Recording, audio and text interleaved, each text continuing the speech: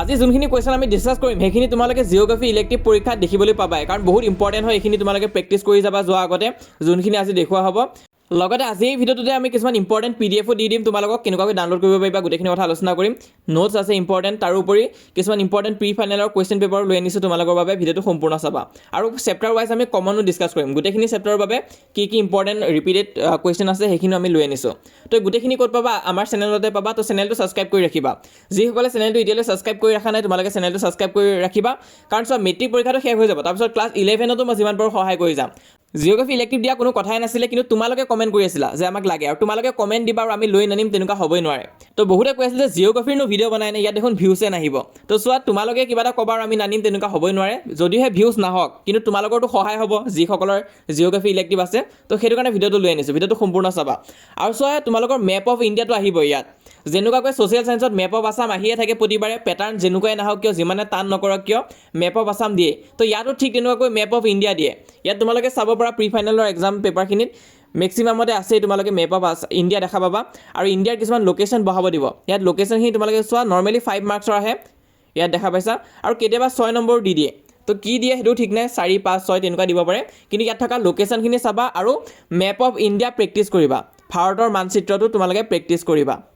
তো এইখিনি তোমালোকে চাবা, ইয়াৰ পৰা 5-6 নম্বৰ ধুনীয়াকৈ পাই যাবা তোমালোকে। নেক্সট আমি চেপ্টাৰ ৱাইজ কমনত যাম, মানে যোনখিনি তোমালোকৰ চেপ্টাৰ আছে তাৰ পৰা কোনখিনি বেছি ৰিপিটেড কুৱেশ্যন হয় প্ৰতিটো চেপ্টাৰৰ পৰা, সেইখিনি আমি ডিছকাছ কৰিম। প্ৰথম কুৱেশ্যনটো দিছে, স্থলাকৃতি বুলিলে কি বুজা? What do you understand by landform? এইটো চাবা তোমালোকে। নেক্সট আছে ভূ আকৃতিক বিজ্ঞানৰ সংজ্ঞা দিয়া, ডিফাইন জিঅ'মৰ্ফলজি। 3 নম্বৰত আছে ভূ আকৃতিক প্ৰক্ৰিয়াৰ অৰ্থ লিখা, write the meaning of geomorphic processes. Next আছে বাহ্যিক প্ৰক্ৰিয়া বা কাৰকৰ ভিতৰত কি পৰে লিখা, write what is included under external processes or agents. Next চাবা অৱনমন বুলিলে কি বুজা? What do you understand by deflation or degradation, সেইটো চাবা। ইনচেলবাৰ্গ কি? ছবি আঁকি দেখুওৱা, what is inselberg? Show' it by drawing a picture, সেইটো চাবা। মৰুদ্যান কাক বোলে? ইয়াৰ তাৎপৰ্য কি? What is অ'ৱেচিছ cold? What is its significance?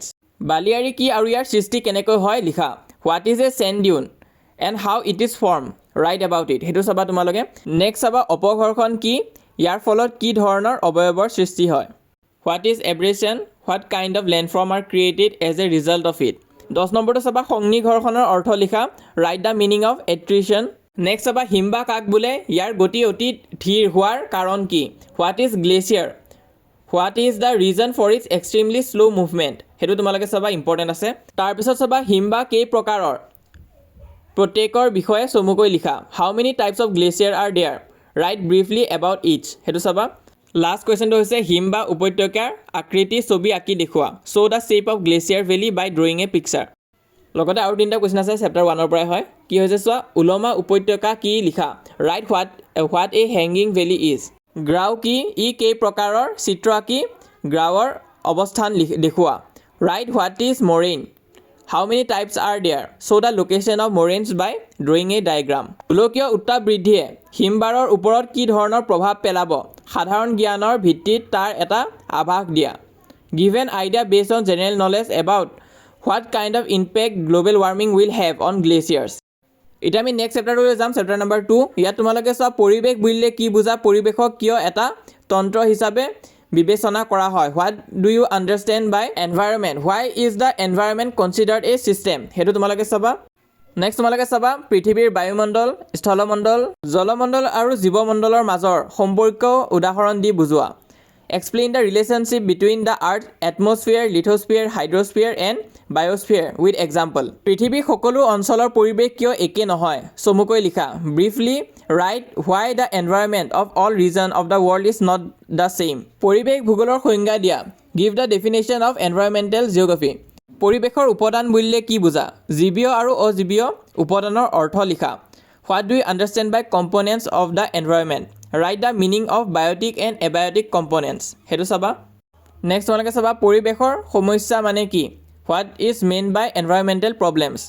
বা তোমালোকে সুধিব পাৰে পৰিৱেশৰ ভাৰসাম্য অৱস্থা বুলিলে কি বুজা, what do you understand by the balance state of the environment. Next তোমালোকে চাবা গোলকীয় উত্তাপ বৃদ্ধি মানে কি, ইয়াৰ প্ৰধান কাৰণবোৰ উল্লেখ কৰা, what is main by global warming, mention its main causes. তো এইখিনিতো তোমালোকৰ ছ'চিয়েল জিঅ'গ্ৰাফিটো আছিলে, এইটো তোমালোকে এইটো জানিবই লাগে, এইটো চাই থৈ দিবা, ইম্পৰ্টেণ্ট আছে।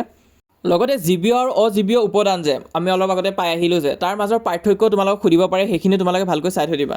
নেক্সট চাবা গোলকীয় উত্তাপ বৃদ্ধিৰ ফলত উদ্ভৱ হোৱা সমস্যাবোৰৰ এটা আভাস দিয়া।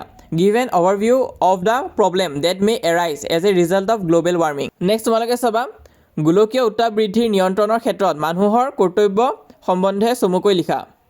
Briefly write about the duties of human in controlling global warming. সেইটো চাবা। নেক্সট চাবা সেউজ গৃহ গেছকেইটাৰ নাম লিখা।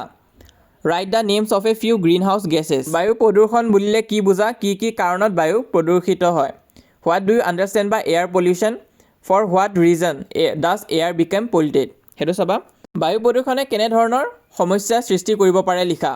Write about what kind of problems air pollution can create. Next চাবা পানী কিদৰে প্ৰদূষিত হয়, পানী প্ৰদূষণৰ পৰা হ'ব পৰা ক্ষতিৰ আভাস দিয়া। How does water get polluted? Give an idea of the damage that can be caused by water pollution. তো চেপ্টাৰ 3টো দিয়া হোৱা নাই, কাৰণ চেপ্টাৰ 3 তোমালোকৰ চিলেবাছটো অকণমান খেলি মেলি টাইপ হৈ আছে, তোমালোকে চাই ল'বা চেপ্টাৰ 3টো নিজে চাবা, কাৰণ তাৰ কুৱেশ্যনো ডাইৰেক্ট এক্সেক্ট কমন নপৰিব পাৰে, হ'লেও তোমালোকে নিজে প্ৰেক্টিছ কৰিবা আৰু পঢ়ি দিবা চেপ্টাৰটো। যিখিনি কুৱেশ্যন আছে কিতাপত সেইখিনি প্ৰেক্টিছ কৰিবা। আৰু চোৱা তোমালোকৰ জিঅ'গ্ৰাফী ইমান এটা কুৱেশ্যনো নাই, যিখিনি আছে ভালকৈ প্ৰেক্টিছ কৰা, তাৰ পৰা পাবাই তোমালোকে। আৰু যদিহে সময় নাই তেনেহ'লে এইখিনি চাই যোৱা। নেক্সট তোমালোকে চোৱা আমেৰিকা যুক্তৰাষ্ট্ৰৰ অৱস্থান আৰু ভৌগোলিক বৈশিষ্ট্য চমুকৈ লিখা। Right briefly about the location and geographical characteristic of the United state of America. সেইটো চাবা। নেক্সট চাবা আমেৰিকা যুক্তৰাষ্ট্ৰৰ অৰ্থনীতিত কৃষিৰ ভূমিকা কেনে চমুকৈ লিখা। Briefly right about the roll of agriculture in the economy of the United states of America. সেইটো চাবা। কৃষি বলয় বুলিলে কি বুজা, আমেৰিকা যুক্তৰাষ্ট্ৰত কিমানটা আৰু কি কি কৃষি বলয় চিনাক্ত কৰা হৈছে।